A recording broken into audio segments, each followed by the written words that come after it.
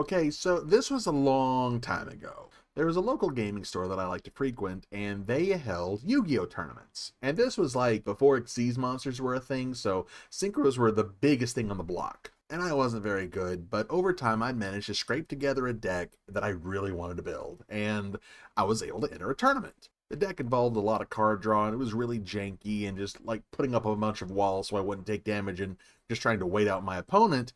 And the guy I was paired up with had this chip on his shoulder for some reason. Homie literally saw that my deck was moving much faster than his was, and he literally would just like, you know what, you're gonna just deck yourself out pretty soon. I'm gonna sit back and wait. Homie passed multiple turns. He set monsters, he set face down, spell and traps, and he just passed turn with this grin on his face. And after a few turns, I managed to pull Exodia. And when I say this man looked at me, looked at Exodia, looked back to me and said, that doesn't work.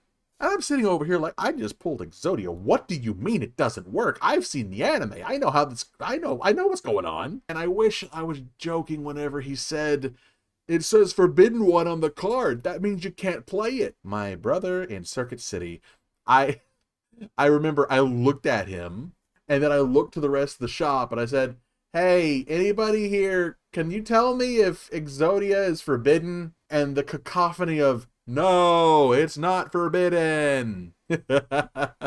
He got up and he just walked out of the store. He was so mad. I didn't win the tournament, but I do feel like I taught a lesson that day.